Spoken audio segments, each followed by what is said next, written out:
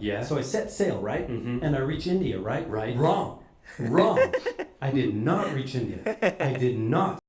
Hey guys, It's it's the the Loud Loud Guys. Guys. Today we are going to react to the American Revolution Oversimplified Part 1. And as far as the American Revolution is concerned, I don't know much about it. I just know that okay, all the states like leaders connected together and they made sure that they threw out the Britishers. Like what happened inside it and what everyone went through, I don't know much about it. But I know that there was not much struggle into it and it was very much like you can say in a cordial way they were thrown out. I think so. Like I don't know if there was a war or something like this, because in India, as far as Indian revolution is concerned, it was very bloody and many lives were gone, and like it went till 1947, 200 years, like Britishers took us over. So what happened with you guys? Let us watch it. After reading about this, I got to know that basically American Revolution is also called US Revolution, and it was not a only political struggle, but it was also a military struggle.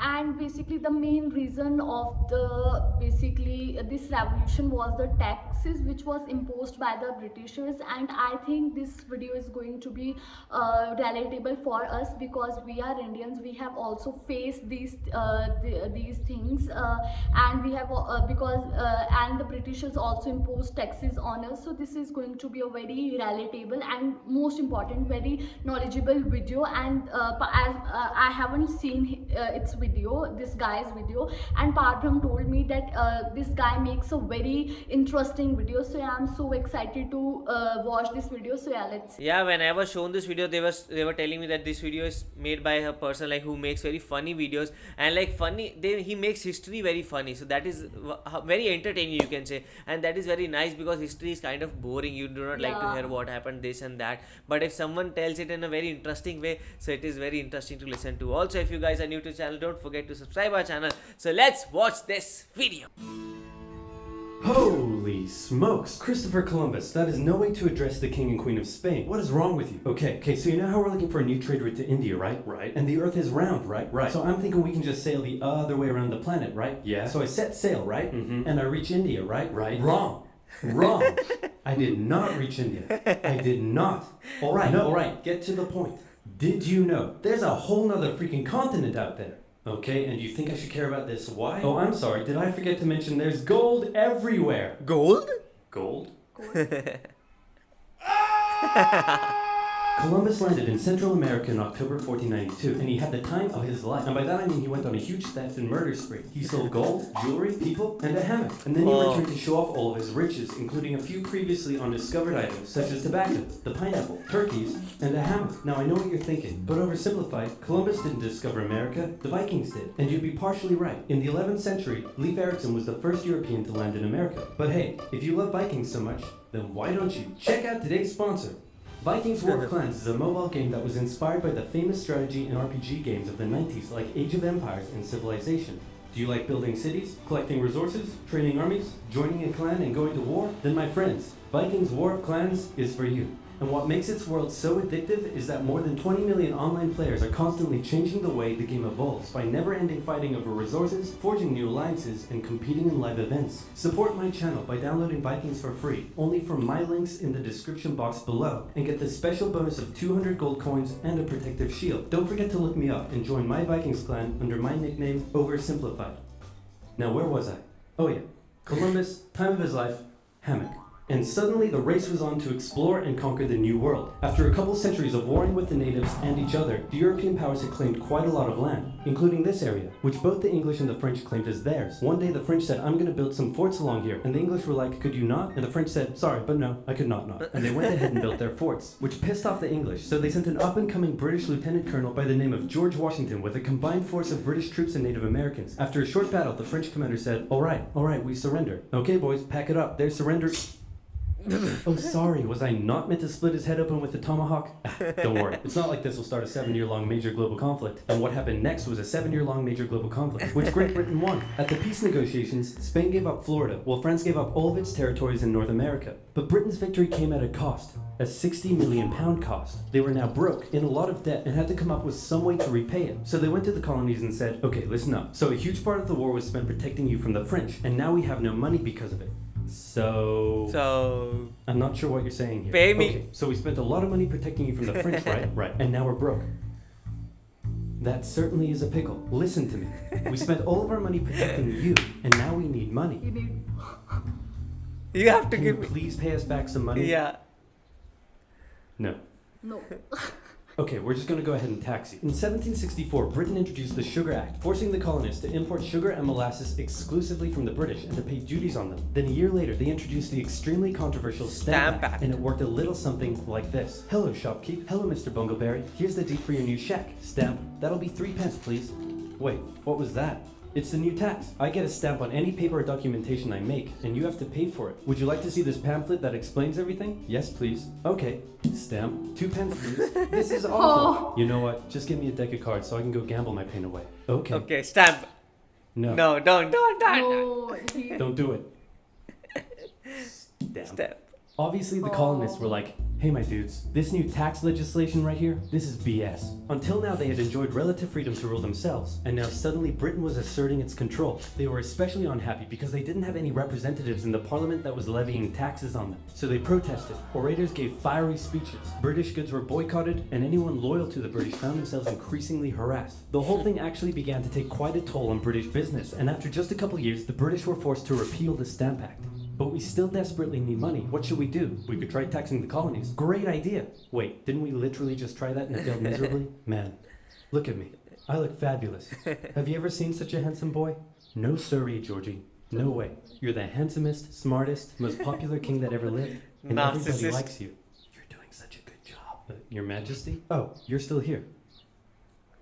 Get the hell out. So in 1766, the British made a declaration saying, we can do what we want because we're in charge and you can all go suck it. Then they levied a whole bunch of new taxes on the Americans They via were dominating the glass. Americans. There's a tax for that. Lead. There's a tax for that. Paper, tea, oil. Everything was There's taxed. a tax for Yes. that. And once Same again, was the there in Americans India. boycotted British goods. British business felt the pinch, and the British had to back down.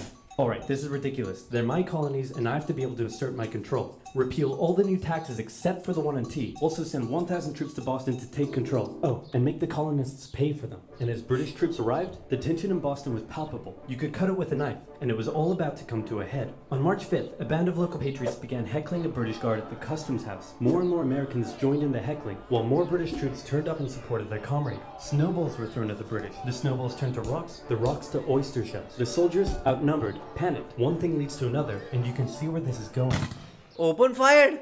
5 civilians were killed. The Patriot press throughout the colonies declared the Boston Massacre an unwarranted crime committed against the people of Boston My by God. the cruel British, and the anger continued to grow. British A British were revenue so schooner that ran cruel. aground in Rhode Island was burned by the locals. When it came to light that the governor of Massachusetts supported the suppression of the colonists, his house was burned by the locals. And next, Oh. the colonists would set their sights on the remaining tax on tea. On December 16th, Violence 1773, a band of patriots known cause as a the lot Sons of of Liberty disguised themselves as Native Americans, marched down to Boston Harbor, boarded a British merchant ship loaded with tea, and in front of thousands of spectators, threw nearly 10,000 pounds worth of tea overboard. The Whoa. British were disgusted, and they punished Massachusetts with a vengeance. They dissolved its General Assembly, revoked their charter, and sent 3,000 more troops to occupy the city, meaning Boston and Massachusetts were now essentially under the direct rule of Great Britain. Whoa. And oh boy, were the people pissed. The other colonies saw what was happening and worried they might be next. So they called a brain trust to decide what to do. 56 delegates from 12 colonies gathered and met in Philadelphia at the First Continental Congress, and the roll call read like a who's who of America's finest thinkers. I'm talking lawyers extraordinaire Johnny A and Johnny J, experienced military commander George Washington, businessman and future alcoholic beverage Samuel Adams, fiery orator Patty H, guy who married a rich lady Big J Dickinson, Guy and who the married a women at rich the First lady. Congress, soon names like James Madison, Benjamin Franklin, Thomas Jefferson, and much later Alexander Hamilton would all serve time in the Continental Congress. The question now, though, was what to do about the British. After much bitter debate and disagreement, they eventually agreed on an amazing solution. They would simply ask the British to stop. Can you stop? Wow. No, it No. didn't work. Okay, they What? told the local militias to start arming and be ready at a minute's notice. And across the colonies, these Minutemen stood ready They'll for just ask the beginning of British to stop. American Wow. Revolutionary War. Now, having your colonies in open rebellion is one thing. Once they start arming themselves, that's when it really hits the fan. So British General Thomas Gage ordered 700 troops from Boston out into the rebel-controlled Massachusetts countryside to destroy stores of arms and ammunition held by the rebels in Concord. The British set out in the middle of the night. Patriots including Paul Revere rode ahead to warn that the British were coming, giving the rebels time to prepare. The two sides met in Lexington as the sun began to rise. They faced off against each other, and in the confusion, somebody shot first. The shot heard around the world marked the beginning of the American War of Independence. Oh. The rebels were outnumbered and had to fall back to Concord as the British split up to search for rebel supplies. However, more and more Patriot rebels kept showing up, and this time it was the British who were outnumbered as more fighting kicked off in Concord. Wow. The most professional army in the world was forced to flee back to Boston at the hands of local, poorly trained militiamen. And all along the British route back to Boston, Patriot rebels continued to gather and open fire on the retreating British. When the British reached Boston, the So rebel nice militias unity, surrounded man. them. Boston and the British were now under siege as small land and naval skirmishes continued around the city. And the British would suffer another embarrassing blow, this time in upstate New York. Colonel Benedict Arnold concocted a plan to take the British stronghold Fort Ticonderoga, which held a large amount of guns and ammunition. He set off towards the fort alone, hoping to recruit men along the way, when he came across the Green Mountain Boys, led by Ethan Allen, who, as it turned out, had the exact same plan he did. So they decided to work together. But I'm in charge. No, I'm in charge. No, I'm in charge. No, I'm in charge. No, I'm in charge. No, I'm in charge. No, I'm in charge. This went on for some time, until the Green Mountain Boys threatened to go home, and Arnold had to concede. The group raided the fort at night while the Redcoats were asleep, and they caught them completely by surprise, taking the fort and all of its munitions with almost no resistance. Wow. Great job, Ethan. Very impressive. By the way, what happened to that other guy we sent to take the fort? Who? Benedict Arnold. Never heard of him. Ouch.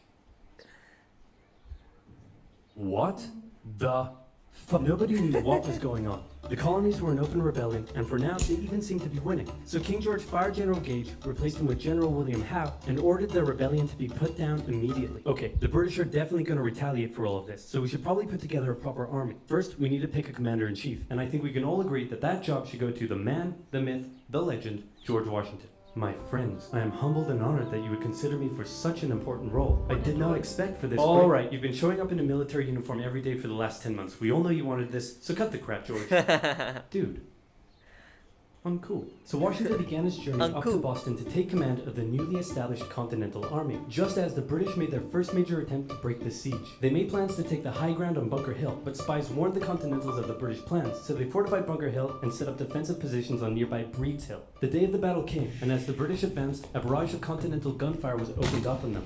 Twice they tried to climb the hill, twice they were pushed back. The battle lasted 3 hours until the Continentals finally ran out of ammunition and had to retreat, allowing the British to take the hill. While technically a British victory, they suffered nearly 1,000 casualties to the Continentals' 400. The colonists showed the British that this wasn't just a rebellion, it was war, and they were ready for it. But one thing they weren't sure about was why they were fighting. While some radicals were starting to throw around the I word, most hoped to eventually repair their relationship with Great Britain. So they sent a letter to King George they wanted saying, to repair their looks like relationship. things aren't going your way. Remove the taxes and let's be friends. I'm gonna kick your ass. Send that to the colonies, Your Majesty. Your handwriting is terrible. Are you sure? Just do it. What does it say? Do it. He's gonna lick my... Gross.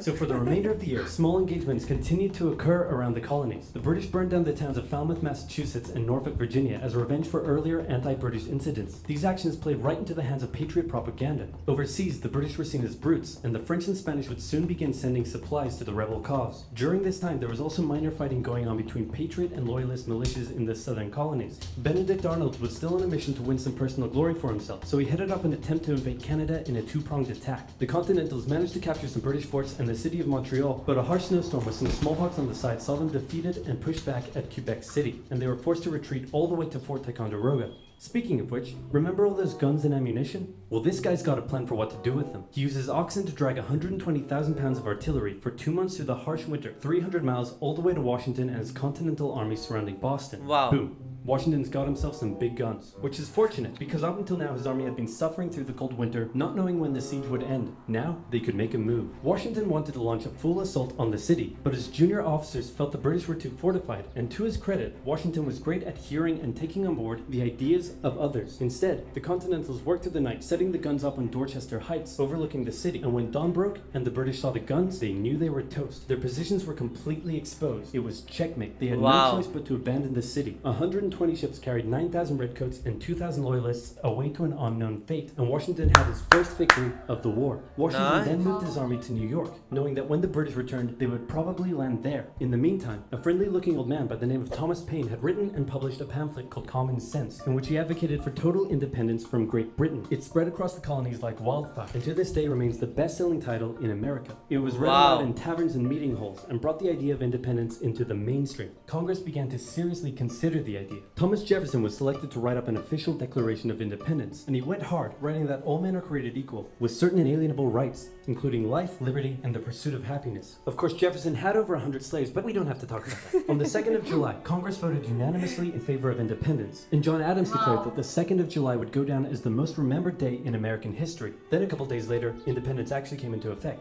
The United States of America was born. There was no turning back now. The Americans Wow. tore down a statue of King George in New York and melted him down into 42,000 musket balls. To the British, it was treason, and if the king had his way, Washington and all of Congress would be hung. Speaking of the British, guess who's back?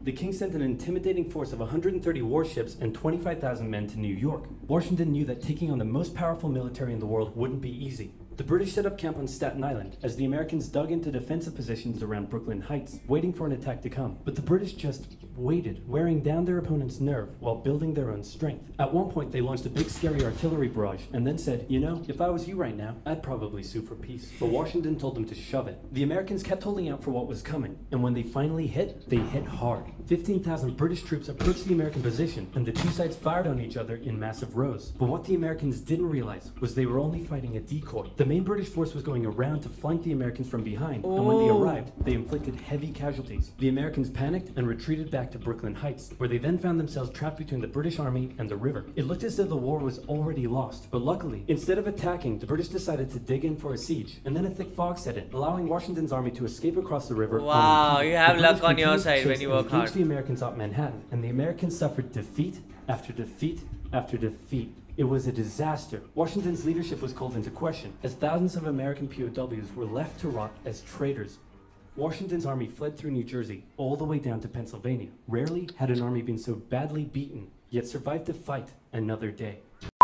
This was a revolutionary video for us because we got to know a lot about it. And even Vanshika was saying like these Britishers are so evil, man. They did so much to Americans also. Like we always thought that okay, these guys are very bad to us and Africans, and they were very bad to us. Like, but they also did very bad to Americans also. And the thing is that in the start part of the video there was a mass shooting that happened in which 5 Americans were killed, and then that incited American Revolution more and more. But the thing is like that massacre was very big, but in India also that similar massacre happened. It is known as Jallianwala Bagh Yeah. massacre.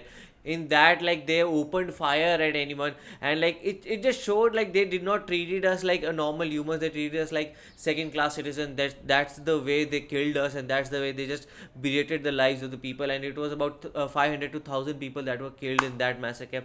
So that was the thing. So this is the kind of atrocities that we were dealing with at that point of time. And even like Americans were like fed up with the taxes kind of things, because they were like levying all the taxes again and again and again. And the thing that was the most surprising to me was the thing that Americans at the start did not wanted independence. Like they were not talking about independence. Yeah. They were talking about like we can just like talk to Britishers and relieve these tensions between us and the Britishers. So that was the idea. So if Britishers would have like been smart, and they could have taken care of this, and they could have easily like held on to US and could have eased down the tension. So that would have been the possibility. What do you guys think about it? Same, after watching this video, I'm feeling also very sad. Few days back, I have seen a video where an Indian person showed that how much things Britishers stolen from the India. And after watching this video, I'm also feeling very sad that they have not basically molested the Indians, but also they molested the